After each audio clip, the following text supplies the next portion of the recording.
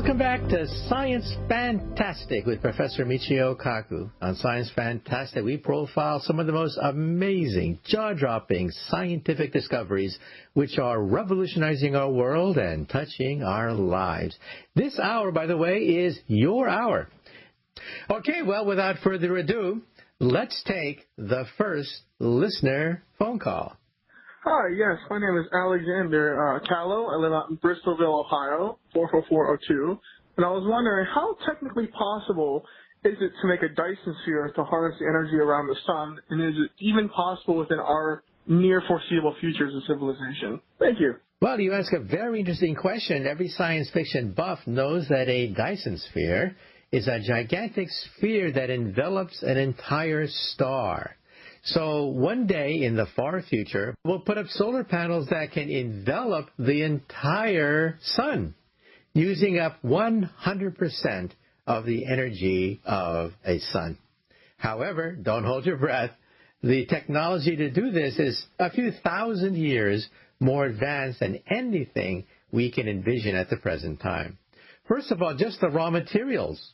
The raw materials to build a Dyson sphere would require starships and gigantic robots to build robots factories in outer space. And then you'd have to mine the moon. You'd have to mine the asteroids to build enough material using nanotechnology, ultra-thin wafers of silicon to envelop the entire sun. So we think that maybe a Type 2 civilization could do this. Now, we're Type 0. We get our energy from dead plants, oil and coal. We're pretty primitive. A Type 1 civilization has the energy of an entire planet. They can play with planets. They can mine the oceans. They can change the weather. That's Type 1. Type 2 can play with stars. And a Type 2 civilization is perhaps a few thousand years ahead of us. They can build a Dyson sphere. So don't hold your breath, but we think we found evidence of a Dyson sphere. You probably read some of the blogs for astronomy buffs. There's a star out there, a star called Tabby's star, named after the woman who discovered this star. And sunlight drops by 20% every once in a while. And some people think that anything big enough to drop starlight from a distant star must be an orbiting Dyson sphere. We don't know, can't be ruled out. If so, it would be the first time that we've actually seen evidence of a Dyson sphere in outer space by a Type 2 civilization, perhaps thousands of years more advanced than us. However, do we have proof that it's built by an intelligent species? No. Stay tuned. You can Google it. Tabby star, T-A-B-B-Y star. The first example of what some people call a megastructure that might, just might, be built by an alien civilization in outer space. Who knows? Well, moving right along, let's take the next listener phone call. Hi, this is Nicole calling from Chicago, wondering if global warming will impact other planets around us and if that will impede us from actually colonizing and moving farther out into the solar system. Thank you. Okay, you dropped out temporarily. I think what you're saying is global warming, will that affect other planets and maybe even one day affect our ability to colonize other planets? And the answer to that is yes. We used to think back in the 1950s that Venus was a paradise in the solar system. There are many science fiction novels written by Isaac Asimov and others envisioning a tropical paradise on Venus, that one day our space cadets will vacation on Venus and have a great lifestyle basking in the warm sun of Venus. Boy, were we wrong. Space probes have been to Venus, and we now realize that instead of being like the goddess Venus, it's a hellhole. The surface temperature of Venus is 900 degrees Fahrenheit, hotter than a baker's oven, hotter than the melting point of tin and most metals. Imagine walking on the surface of Venus and your feet sinking in molten metal. And when it rains, there's no relief. The rains of Venus are made out of sulfuric acid. So you would be crushed to death. You'd melt. You'd be burned alive walking on the surface of Venus. And then the next question is, what happened? Why is our nearest neighbor a twin of the Earth, a hellhole in outer space? Well, Carl Sagan was the one who actually figured it out. He predicted this, in fact. It is global warming. Now, Venus is closer to the sun than the Earth, but its atmosphere is made out of carbon dioxide. Carbon dioxide traps sunlight. Being close to the sun, it traps a lot of the sunlight, heating up the surface of Venus. Once upon a time, Venus had oceans, we think, but the oceans boiled off and released gases that accelerate. So, in other words, the greenhouse effect is not science fiction. It actually exists in our solar system. The planet Venus is super hot because of the greenhouse effect. In fact, we even use Venus to test our computer programs. We have computer programs for the planet Earth, and some people say, bah, humbug. You can't trust computer simulations of the greenhouse effect on the Earth. Well, we test them on Venus too, and bingo, they come out exactly right. So in other words, we do have experimental proof of another planet besides the Earth, which has global warming. Now, Mars also has an atmosphere made out of carbon dioxide, and it also has a greenhouse effect on a small scale. In fact, Mars would be even colder than it is now without a greenhouse effect. And so the question you ask is, will the greenhouse effect hinder our colonization of other planets? Well, in the case of Mercury, certainly true. I mean Venus. Mercury and Venus are simply too hot to begin any thought of colonization. And Mars, we may actually want to induce an artificial greenhouse effect, injecting methane into Mars to eventually create Mars into a Garden of Eden. That, of course, is hundreds of years into the future. But with Venus, we see an example of global warming gone berserk. Okay, well, moving right along, let's take the next listener phone call. Hello, my name is Paul Kuhn. I'm calling from Oak Harbor, Washington. And I'm wondering, have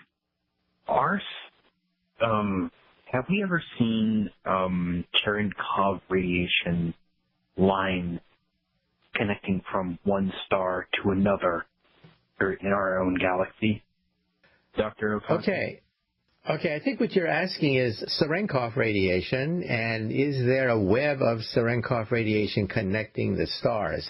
Well, the answer is no, but first of all, let me explain. When you have a nuclear accident, or when you visit a nuclear power plant and you look at the fuel rods, you can see the rods very intensely radioactive submerged in water. Water so it doesn't boil off, and water is because it absorbs some radiation and prevents you from getting irradiated. But there's a blue glow of radioactive materials at the bottom of a swimming pool containing nuclear waste. It's eerie. It's dangerous. It'll kill you. And what is this radiation? It is Cherenkov radiation. Cherenkov was a Soviet physicist who said that, well, why do we have sonic booms? We have sonic booms because jet airplanes travel faster than the speed of sound and create a shock wave, and that shock wave creates the sonic boom when you go past the sonic barrier. Well, then he said, the next question, light slows down in water. Therefore, a subatomic particle can go faster than the speed of light in water. And it should create a sonic boom, a light boom, and it should be colored, and the color is blue. Bingo, we see it.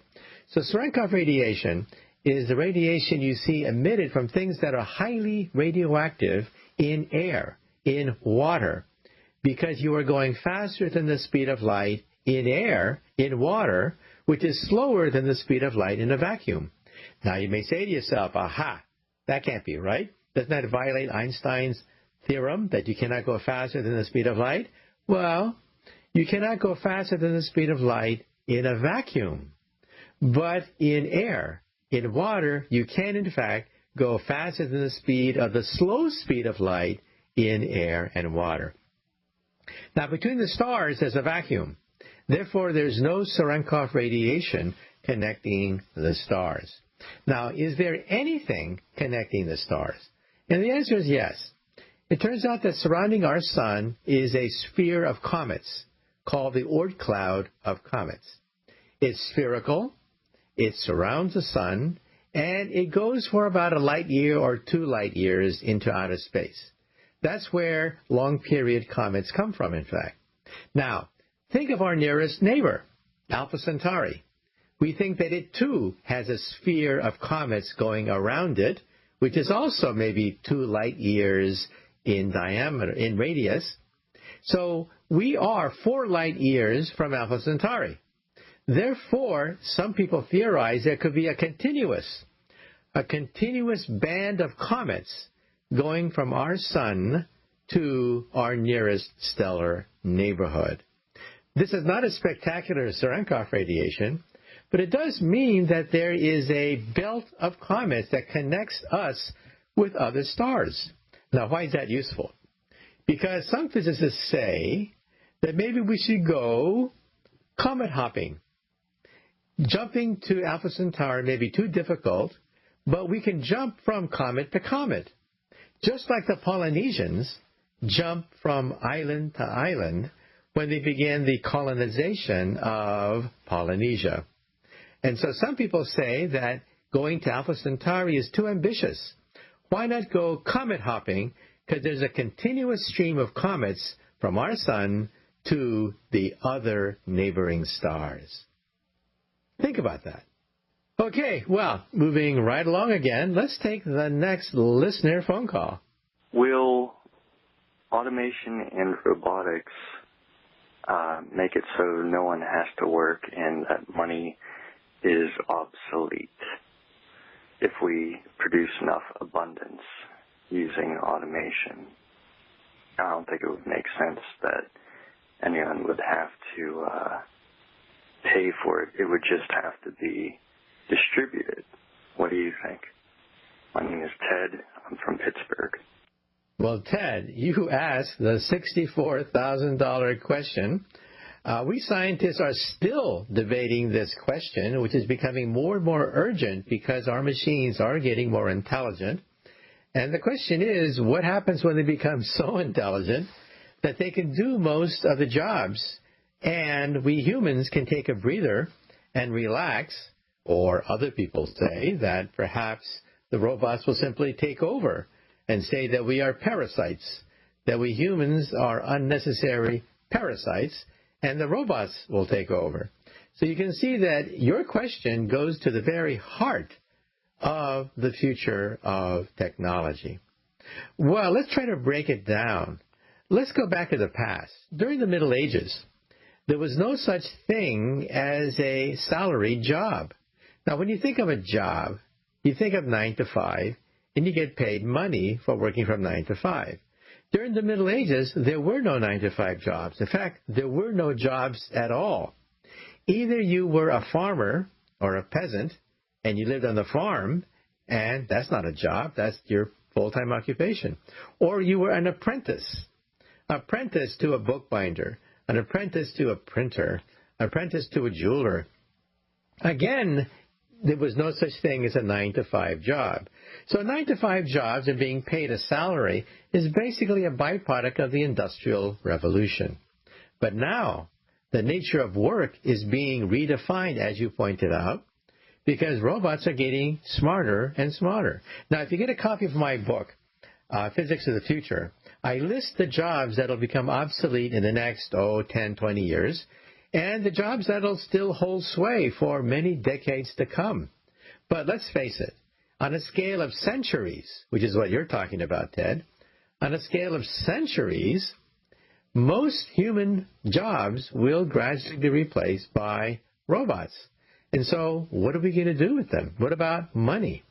Well, I remember one episode of Star Trek, The Next Generation, where the crew of the Enterprise finds a space capsule in outer space. Inside it are the suspended, animated, frozen bodies of people who died in the 20th century or had incurable illnesses. They froze themselves, shot their bodies into outer space, hoping that somebody in the future will retrieve the space capsule, revive them, and cure them of cancer, cure them of death even. Well, there's one banker on that ship, a banker from the 20th century who was revived in the 23rd century, 300 years later, when his incurable cancer was cured. And the first thing this banker asked is, what year is this? When he was told that he's in the 23rd century, he said, I'm rich. I'm rich. I'm rich. Well, was he really rich? We'll find out after the break. We're going to talk about the future of money, the future of work, because this is Science Fantastic with Professor Michio Kaku. Stay tuned.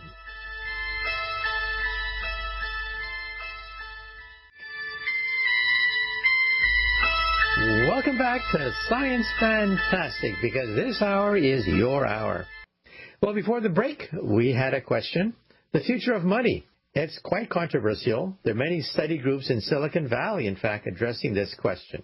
There are several possible alternatives. One is that, well, we become parasites. Everyone is guaranteed an income. No one has to work. Robots do everything. And we live the life of the landed gentry, useless appendages to our machines. And then some people think that one day, maybe the machines will figure it out, that we are parasites and do away with us. Well, that's one alternative. There's another alternative, though, and this is that, well, we humans are programmed to be useful.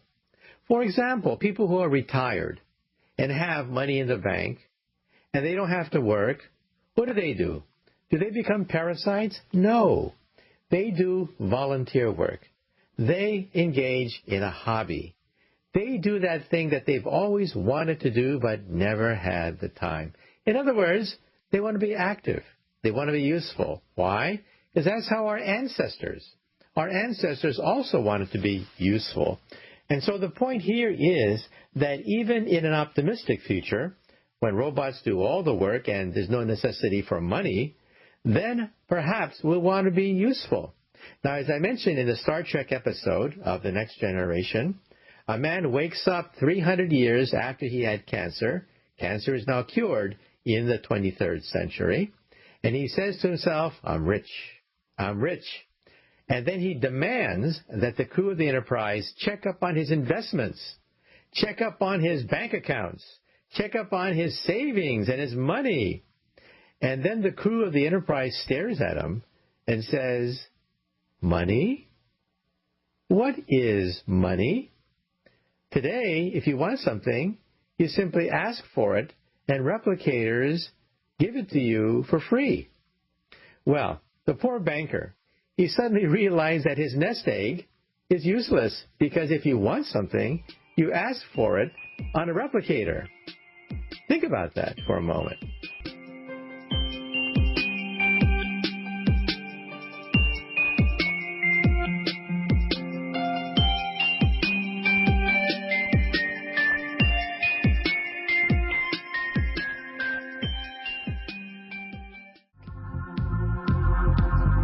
Welcome back to Science Fantastic, and once again, the lines are open. You're not going to get a busy signal.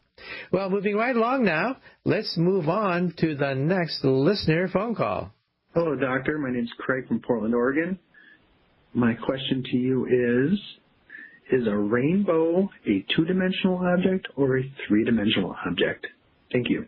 Well, you ask a very interesting question. First of all, the composition of what is creating the rainbow is three-dimensional.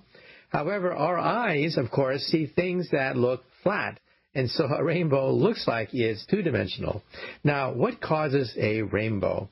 First of all, when we were children, we used to take a prism, shine white light through it, and it would break up into the colors of the rainbow. This was first done by Isaac Newton hundreds of years ago. proving that white light is actually a mixture of different colors. Now, replace that prism with a droplet of water.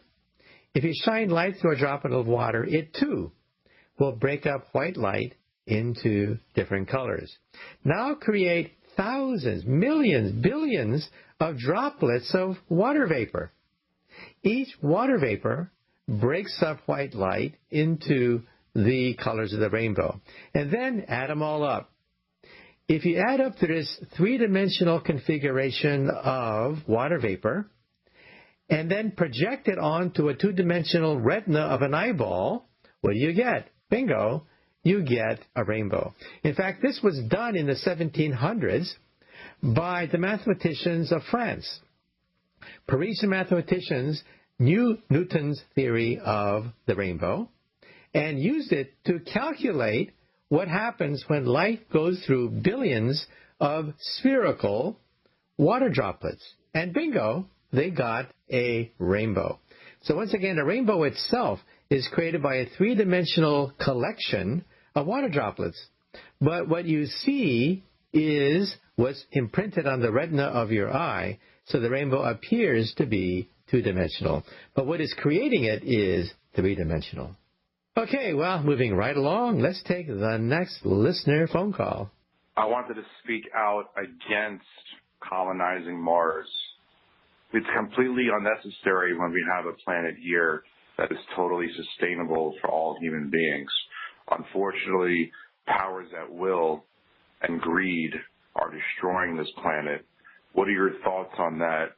And how do you feel about the future of where humanity is going? Are we going to become more positive and destroying the planet less? Or are we going to continue to destroy it and allow it to happen? My name is Drew. I'm from Miami, Florida. Best of all. Best of everything to all. Well, I think you raise a very valid point. Some people say, why even bother to go into outer space at all? We've messed up the planet Earth. Now we're going to mess up Mars as well. Yes, a point can be made. However, let me say one more thing. When LBJ was president of the United States way back in the 60s, he was criticized heavily for funding the Tyros weather satellite.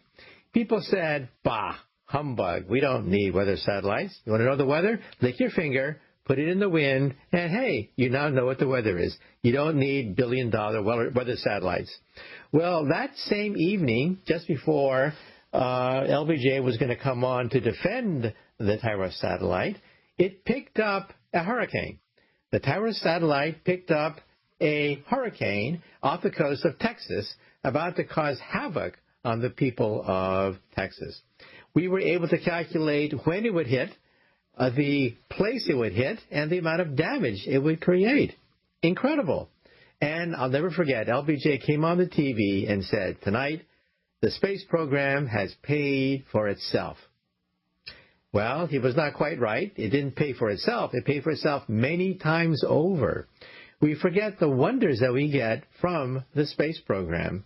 Not to mention the fact that the space program forced us to miniaturize transistors, and that created the computer revolution of today. Many of the gadgets that we enjoy in our living room, telecommunications, weather satellites, all of that is a byproduct of the space program. Not to mention the fact that, well, the dinosaurs did not have a space program. And that's why they're not here today to argue that fact.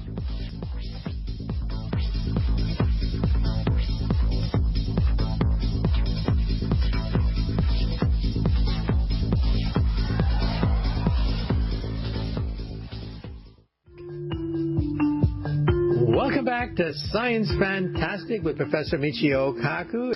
Okay, let's take the next listener phone call. Hi, Dr. Michio. I left you a message without leaving my name and city. I'm in Williston, North Dakota, and my name is John Dowell. I left the message about entanglement. I think it might be possible for communication with no thought to distance. I have a theory that I'd like your opinion on. You know, that star going critical, supernova, repeatedly, it's my supposition that there's a magnetar at its center. I think that's perfect for recoalescing matter in a at a fast rate for many reasons. But anyway, I think that's actually what dark matter is. Do you think that would account for the odd behavior we observe in galaxies? Do you think that could be what dark matter is, that there's just no dark matter? Anyway, I have a hypothesis. It's abjectly absurd. It's a radical notion compared to what's presently known in science. If it turned out to be true, it would revolutionize science. I have a very hard technical test that could be carried out to prove it, but I'm in the firm belief that it would be true. Basically, I believe that the universe is rejuvenating itself. I won't go on about why, but I'll give you a little... Basically, what is all of this hydrogen doing hanging out intergalactically in the middle of nowhere and roughly a uniform density except for denser regions at 8 atoms per cubic meter? Information does light naturally carry? My supposition is that light carrying the information is folded to do so, carrying the information to do so is folded by the quantum foam itself to form hydrogen atoms.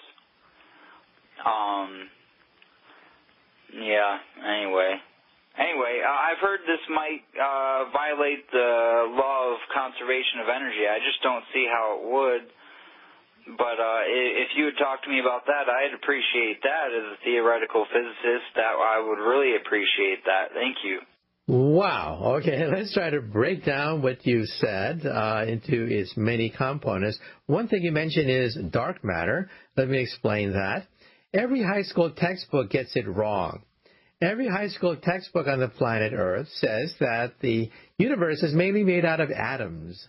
We now know that is incorrect, that something called dark matter, which is not made out of atoms, is 10 times more plentiful than atoms are. In fact, it surrounds the Milky Way galaxy and holds the galaxy together. If it wasn't for dark matter, the galaxy would have been disintegrated and blown apart billions of years ago, and we owe it all to dark matter. Dark matter is invisible. That's why it's so hard to prove. And it doesn't interact with ordinary matter. If I held dark matter in my hand, it would literally dissolve itself through my fingers, go to the concrete floor, and dissolve itself through the concrete, go all the way past the core of the earth, all the way to China, reverse direction in China, come back to the center of the earth, and come back to Manhattan, and it would oscillate back and forth. Now, you mentioned that perhaps dark matter could be caused by magnetars and supernova. Well, we don't think so. We think that interstellar space is made out of dark matter and ordinary matter. Well, it would take a book to answer all your questions, so get a copy of my book, Parallel Worlds, where I address exactly all the questions you mentioned. And once again, you are listening to Science Fantastic with Professor Michio Kaku. Give us a call. The hotline number is 612-564-8135. Go to my website and find out where I may be speaking in your neighborhood about my next book, The Future of Humanity.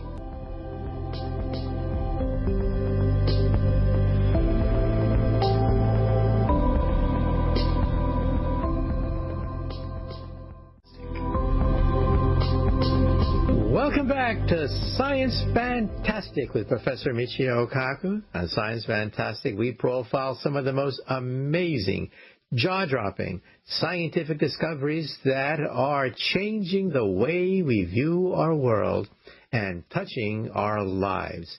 And in this hour, once again, we're going to throw the lines open because this hour is your hour.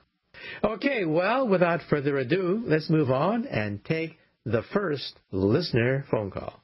Hello, my name is Trevor Russell. I live in Seattle, Washington, and I'm calling about Richard Muller's book, The Physics of Time. Now, The Physics of Time. He kind of concludes saying, you know, the Big Bang created more space, or space expands. So if Albert Einstein connected space-time together as one thing, would it also make sense that the Big Bang creates more time, and why the flow of time feels like it's going forward is because time is expanding in space-time? Trevor Russell. Well, you're absolutely right. Einstein's theory says that at the instant of the Big Bang, more space was created because space expanded, but more time was created as well. And in fact, the modern version of the Big Bang theory is called inflation. Inflation was proposed by a friend of mine, Professor Alan Guth of MIT, who I've had on radio before. And Alan proposed that, yes, there was a cosmic turbocharged expansion of both space and time at the very beginning of the universe, replacing the old Big Bang theory. And bingo, it conforms with the data. For example, the universe seems to be very flat. Einstein said the universe should be curved a bit, but the universe is quite flat when you measure it. And that's because inflation was so big that it flattened out the universe. So think of a soap bubble. If a soap bubble is big enough, the soap bubble appears to be flat as a consequence. So yes, space and time both expanded. Now, some people don't like that idea because the rate of expansion, if you calculate it, is faster than the speed of light. So you might say to yourself, aha, Einstein contradicts himself. Einstein said nothing can go faster than the speed of light, but the Big Bang expanded space and time faster than the speed of light. Aha, gotcha. Well, not quite. You see, what expanded was empty space, not matter. Einstein said matter cannot go faster than the speed of light. But empty space is nothingness. In other words, nothing can go faster than light. Nothingness can go faster than light. Nothingness is the original expansion of empty space, which did expand faster than the speed of light. So Einstein has the last laugh. Okay, well, let's move right on to the next listener phone call. Hi, what keeps things separate? Is it electrostatic repulsion, or is it the Pauli exclusion principle? And if it is the Pauli exclusion principle, which I believe it is, why is that not considered a force? Thank you. Bye. Well, you're exactly right. Now, perhaps you're sitting in your chair right now, and you may ask yourself a simple question. Are you really touching the chair? How close are you to the chair that you're sitting on? Well, believe it or not, you are not really sitting in your chair. You're floating. You're floating about 1 angstrom above the chair. Now, you may say to yourself, well, the good doctor has lost his marbles now, but after the break, I'll explain why.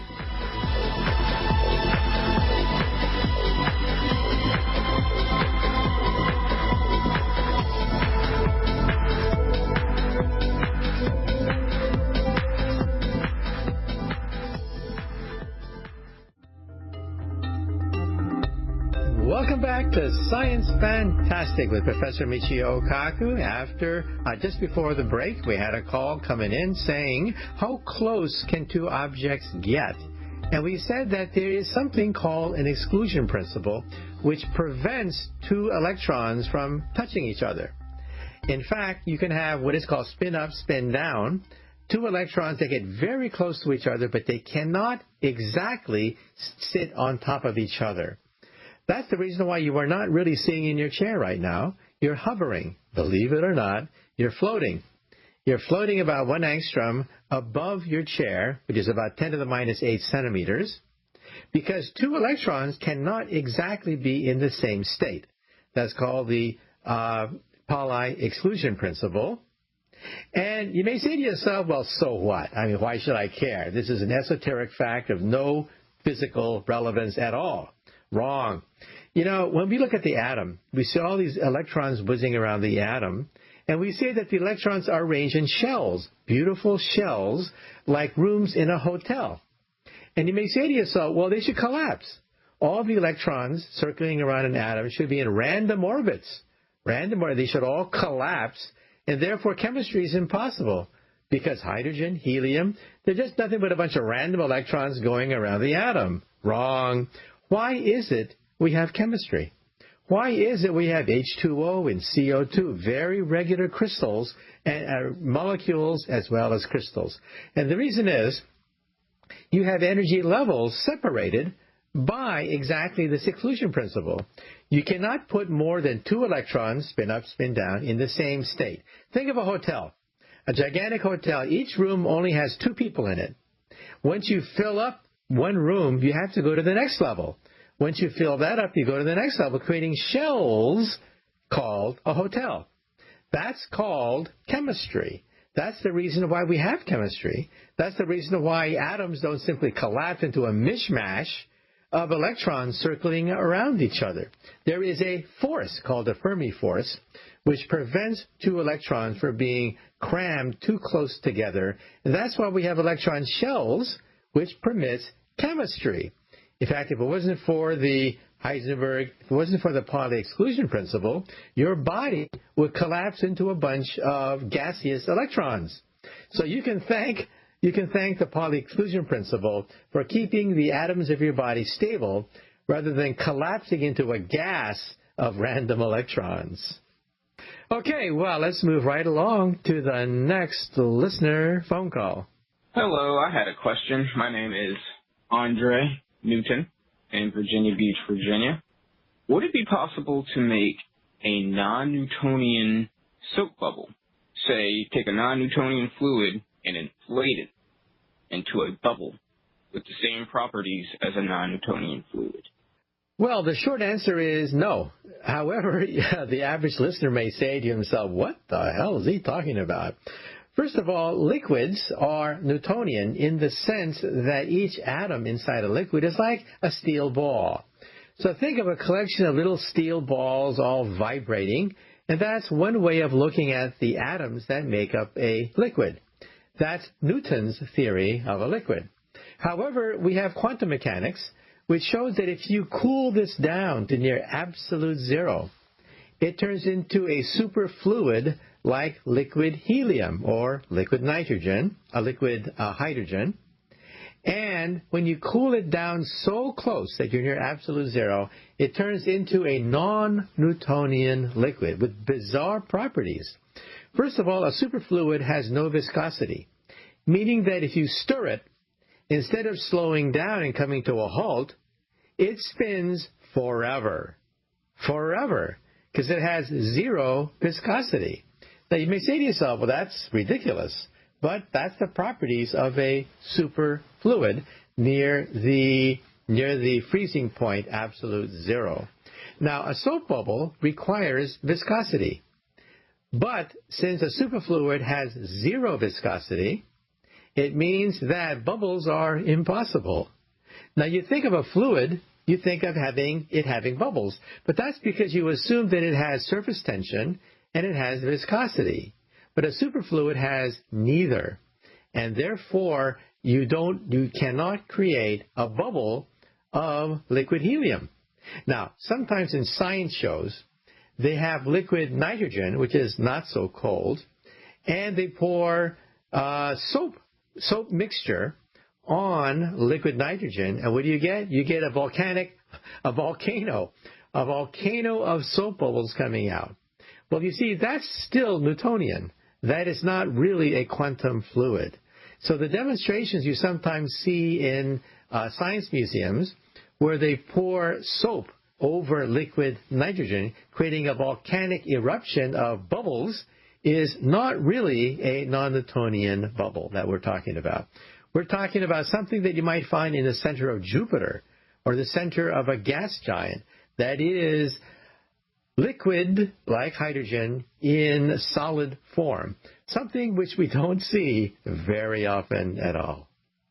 Okay, let's move right along now to the next listener phone call. What is something about science that you quite don't understand yourself and would like to understand? My name is Drake, and I'm from New Orleans, Louisiana. Well, you ask an embarrassing question. You're asking a physicist, what don't we understand? Well, there are two things that bedevil physicists. One is the Schrodinger cat problem, and that is when we describe electrons, we describe electrons in many states simultaneously. Spin up, spin down, moving to the left, to the right. Electrons, when we describe them, you have to add up all possible configurations of the state. And that's called the uncertainty principle. You don't really know for sure whether an electron is spin up or spin down, like a top. Therefore, you have to add the two together. So an electron exists simultaneously in many multiple states. Now, that may sound rather esoteric, but now apply that to a human being or a cat. It means that a cat is a superposition of many cats. So a cat can be dead and alive simultaneously. That's how we describe a quantum cat. Now you may say to yourself, this is nuts. Einstein hated this, but I'm sorry to say Einstein was wrong. When we describe electrons, we have to describe electrons simultaneously in all states simultaneously. Therefore, since a cat is made out of electrons, we have to add all the electrons to make a dead cat or a live cat simultaneously. In other words, before you look at a cat is simultaneously dead and alive.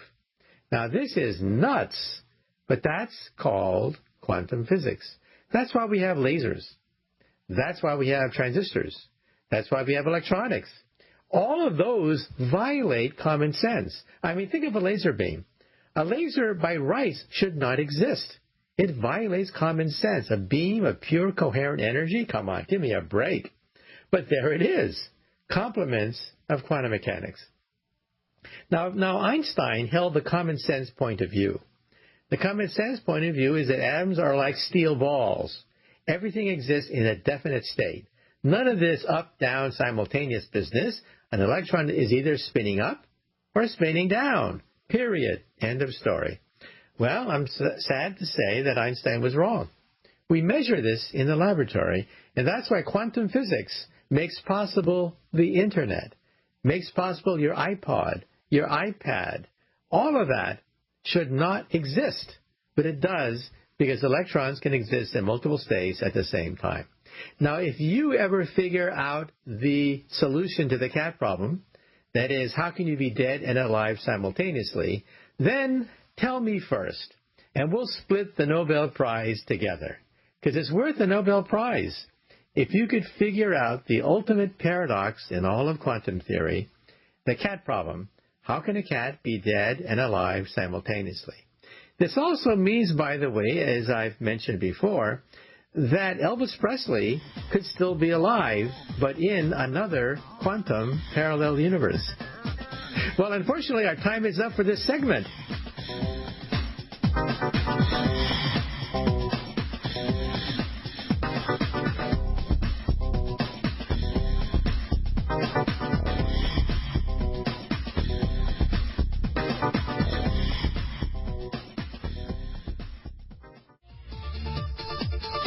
Welcome back to Science Fantastic with Professor Michio Kaku. Give us a call because the lines are open. This is your hour. Okay, well, moving right along now, let's take the next listener phone call. This is Marcus Anthony from Minneapolis, Minnesota. Just wondering if dark matter does not exist, what are the alternative models? What could happen to the rest of physics if that's the case? That's it. Thanks a lot. Well, to be very frank, all modern physics would collapse. First of all, dark matter is invisible matter. Because it's invisible, it's very hard to prove its existence, but it surrounds the Milky Way galaxy, holding the galaxy together. The Milky Way galaxy spins 10 times too fast for its own good. By the laws of Isaac Newton, the galaxy should fly apart. Our sun should be drifting in intergalactic space. We would be frozen to death. We shouldn't be here. The very fact that we are here today talking about this means that dark matter is holding the galaxy together. Now, some people don't like this. There's a Nobel Prize waiting for the person who finally figures it out. So some people say, well, maybe Newton was wrong. But you see, so far we see no deviation from Newton's laws of motion, and you can't rule it out. But the people who say that Newton himself was wrong do not have a coherent theory that is compatible with other observations. The observations we see in the galaxy are all consistent with Newton's laws of motion. So why should the motion of galaxies violate Newton's laws of motion when everything else obeys Newton's laws of gravity, except, of course, when you're near the speed of light.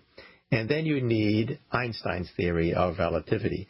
So, yeah, all modern physics would collapse as we know it if we had to abandon the Newtonian theory of dark matter. So dark matter exists, but we don't know why. If you can figure it out, you will win a Nobel Prize in physics. Okay, well, moving right along now, let's take the next listener phone call. What major things about the United States education system have to change in order for students to become thinkers and doers rather than just people who memorize facts? What things can teachers do to get students to remain curious rather than to beat it out of them? Well, you know, in the future, the Internet will be in your contact lens, so you'll simply blink and see the periodic chart.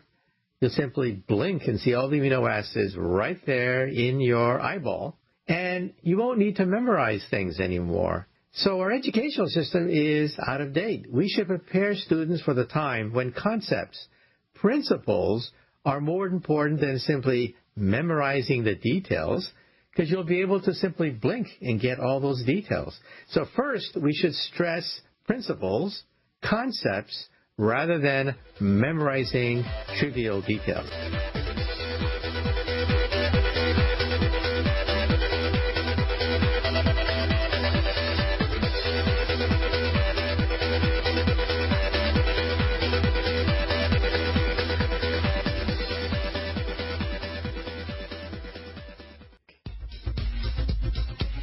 Welcome back to Science Fantastic as we probe the cutting edge of science. This is Dr. Michio Kaku, Professor of Theoretical Physics, inviting you to call 612-564-8135 and be part of the fun. So let's move right along now to the next listener phone call. Hi, I'm Sadie from Watford City, North Dakota, and my question is using our knowledge of Newton's universal law of gravitational attraction, do you think that we could calculate a human's gravitational attraction to a particle that is at the edge of the universe and how it got there being the emission of the Big Bang? Well, you ask a pretty tall order, so let's break it down. First of all, Newton's theory of gravity. Newton says that everything has gravity, even your body.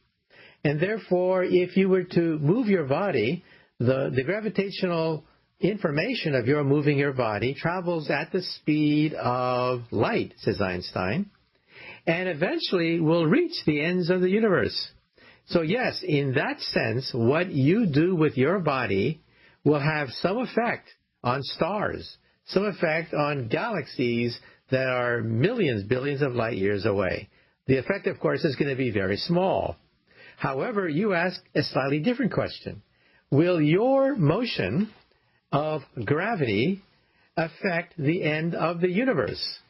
Well, the universe may have no end. We're not really sure about this. We think the universe had a beginning. That's the Big Bang Theory. But we don't know if the universe is going to have an end physically or in time. That's a question mark at the present time. Now, there's something called Olber's paradox, where the astronomer Olber asked that question, is there an end to the universe? And he said the following. He said, if the stars are evenly distributed throughout the entire universe, and the universe is infinite, then the amount of light that hits your eyeball should also be infinite, and your eyeball should melt. The sky should be white, not black, and you will disintegrate. That's in an infinite universe where there's an infinite amount of light from an infinite number of stars. Well, obviously, the sky is black at night. So here's the paradox. Why is the night sky black? By rights, it should be white. Because if the universe is infinitely big, infinitely old, then there's an infinite number of stars, and light should hit your eyeball, and you should melt. Well, this is Olber's paradox. The paradox lasted for centuries. Kepler himself, hundreds of years ago, thought that the universe therefore must be like a ball, a finite ball of stars, because otherwise it would melt. Many people have tried to find the solution of this. The first one, by the way, to actually correctly get the answer was Edgar Allan Poe, the mystery writer. Edgar Allan Poe was actually an amateur astronomer, and he was puzzled by Olber's paradox. And so he was the one who actually got it right. Well, unfortunately, that's it for this segment of Science Fantastic.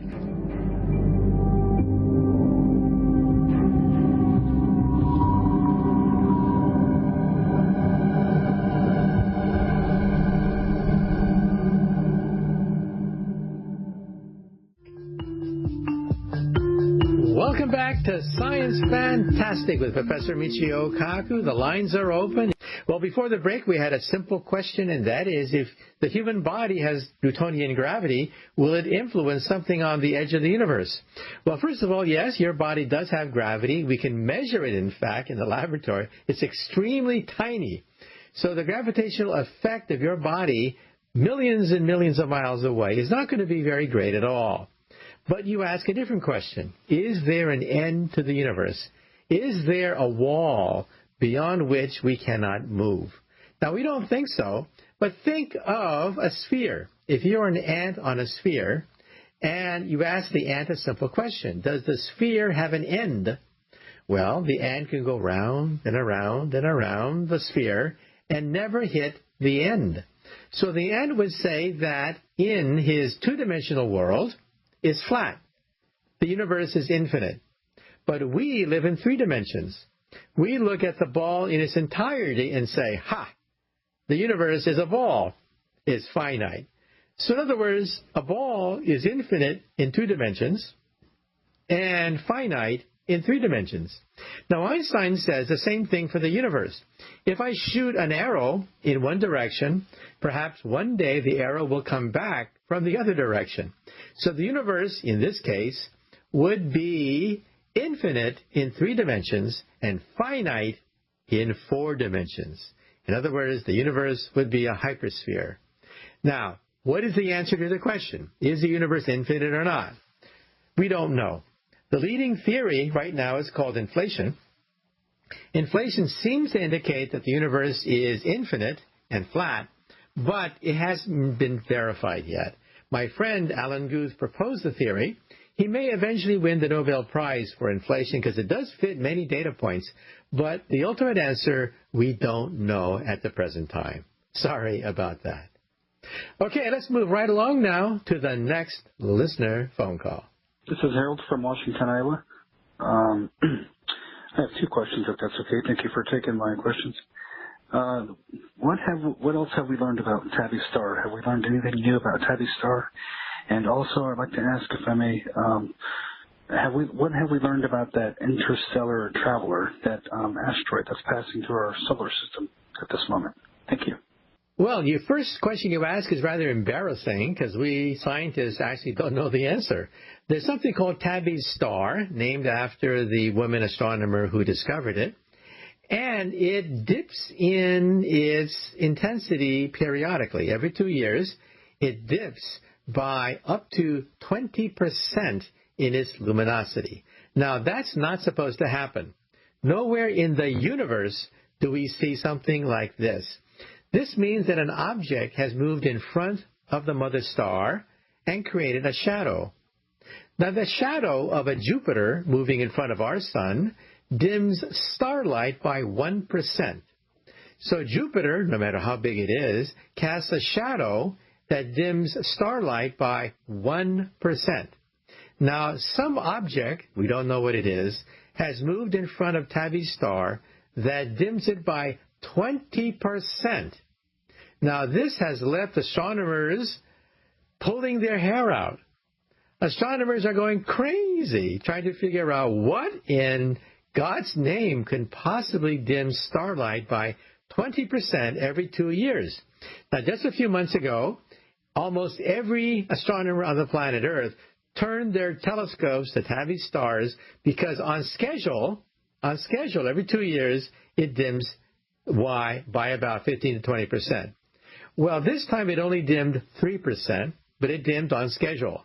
So we still don't know the answer. Some people think it's alien life from outer space. However, that alien life would have to be extremely advanced to create something that is 20 times bigger than Jupiter, which is the biggest planet by far in the solar system. So the answer to your first question is, we're clueless. It's embarrassing. It's one of the biggest embarrassments in astronomy today.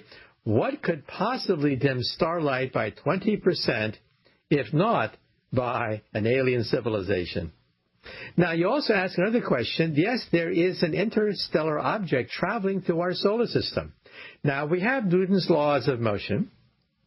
When we see an object moving in outer space, we can run the videotape forward or backward because we can predict its future motion and calculate the motion of the past. Objects that we see in our solar system, sure enough, go around the sun, and they are inside the solar system. However, recently, scientists tracked an object, and its trajectory, if you were to run the videotape backwards, would put it in deep interstellar space. This has sent the astronomical community once again in tithers because it is a visitor. This object is a visitor from another solar system. Now, what do we know about it? First of all, it's irregularly shaped. So some people say, aha, maybe it's a spaceship. But, well, most astronomers would simply say that it's either a burnt-out comet or an asteroid that's been drifting for billions of years, slowly moving between one solar system to the other. So that's the latest theory of this interstellar visitor, the first one that we've ever seen from another solar system. Well, unfortunately, our time is up. Once again, you've been listening to Science Fantastic with Professor Michio Kaku. Good day.